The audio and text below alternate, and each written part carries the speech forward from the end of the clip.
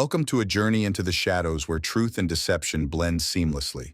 Today, we delve deep into the secretive operations of the CIA, an agency shrouded in mystery, whose actions have shaped global events in ways that are only beginning to come to light. Brace yourself as we unravel a story of intrigue, betrayal, and covert warfare that challenges everything we think we know about global security. This is not just a tale of espionage, but a complex narrative that intertwines with the very fabric of modern history, revealing the darker side of global power dynamics.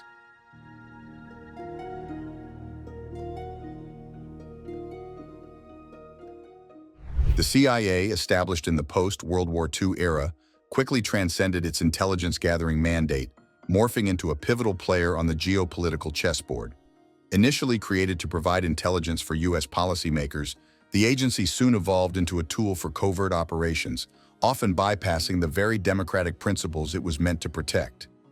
Our story begins with Operation Gladio, the clandestine NATO-linked network poised to counter a Soviet invasion in Europe. But this wasn't just about defense, it was about shaping political outcomes. Beneath the strategic facade of a defensive mission, Gladio operatives in Italy carried out bombings and assassinations, attributing these acts to leftist groups to manipulate public opinion and electoral outcomes. The implications of such actions were far-reaching, instilling a climate of fear and suspicion that pervaded European politics for decades. This covert strategy wasn't an isolated incident, but rather a blueprint for how the CIA would wield its power globally, influencing not only foreign governments but also the very fabric of society within those nations. As the Cold War escalated, the CIA's strategies grew darker, with alliances that would shock even the most jaded cynics. In the back alleys of global politics, the agency found unlikely partners in mafia rings and drug lords, leveraging their illicit networks to fund operations that could never be sanctioned through official channels. These alliances weren't mere tactical necessities. They represented a deeper, more troubling philosophy that the ends justified any means, no matter how morally compromised. One of the most notorious collaborations was in Latin America during the 1980s, where the CIA overlooked drug trafficking by its allies to fund guerrilla warfare against leftist regimes. This was particularly evident in countries like Nicaragua, where the Contras, a rebel group backed by the CIA, financed their operations through the drug trade. The repercussions were immediate and devastating, fueling the crack cocaine epidemic that ravaged urban America. This wasn't just collateral damage. It was a calculated risk taken by an agency that had lost sight of the moral high ground. The involvement in the drug trade wasn't limited to Latin America. Similar patterns emerged in Southeast Asia during the Vietnam War, where the CIA was implicated in the heroin trade through its support of anti-communist forces in the region. These actions had long-term consequences, destabilizing entire regions and contributing to the global drug crisis that persists to this day. The influence of the CIA wasn't limited to distant lands. It reached into the very heart of American democracy. The Watergate scandal provided just a glimpse of the agency's domestic maneuvers, involving itself in a cover-up that shook the nation. But perhaps the most chilling domestic operation was Project MK-Ultra, a series of illegal experiments on human subjects aiming to develop mind control techniques. Unwitting citizens became pawns in sinister tests involving drugs like LSD, often with tragic outcomes.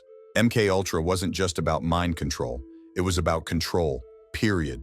The program extended into universities, hospitals, and even prisons, where the most vulnerable members of society were subjected to inhumane experiments. The ethical violations of MK-Ultra were so egregious that they eventually led to Senate hearings in the 1970s.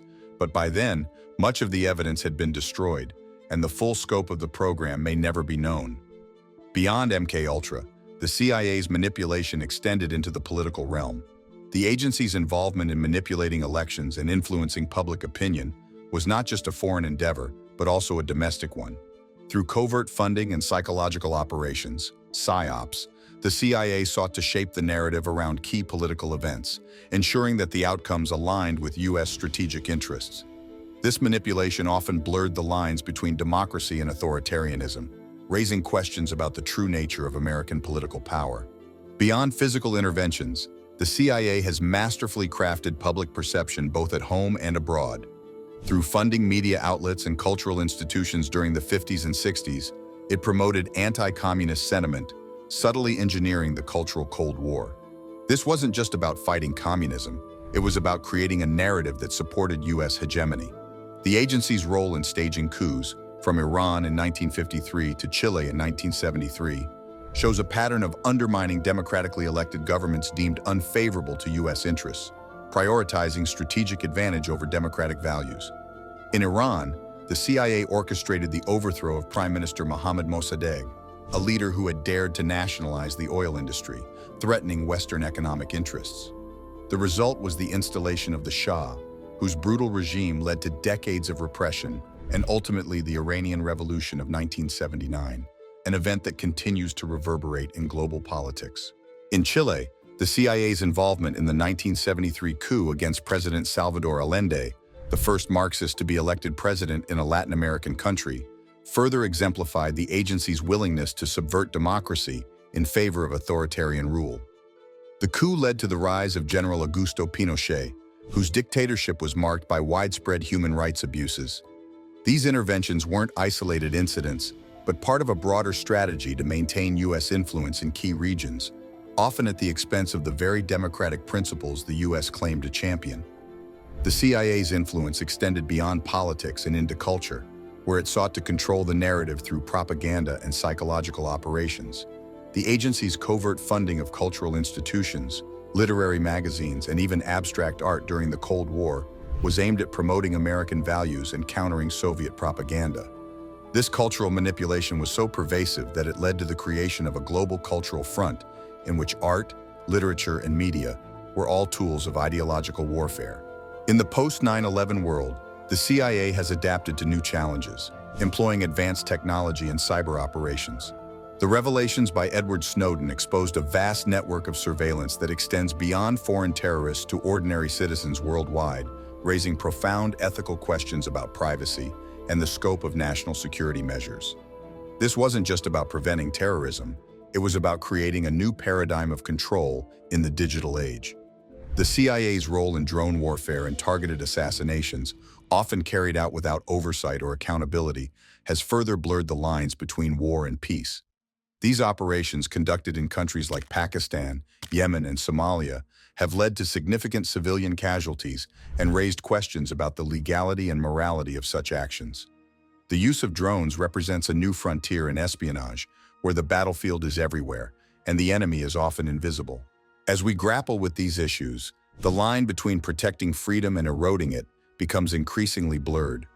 The CIA's involvement in modern surveillance practices, data collection, and cyber warfare underscores the agency's continued evolution into a force that operates in the shadows, far removed from the democratic oversight that is supposed to govern its actions. This raises urgent questions about the future of privacy, civil liberties, and the balance of power in an increasingly interconnected world. As we close this chapter on the CIA's hidden operations, the real question emerges. Where do we draw the line between safeguarding national interests and preserving the liberties we hold dear? This saga of espionage and intrigue continues to unfold, reminding us that in the world of shadows, the search for truth is an ongoing battle.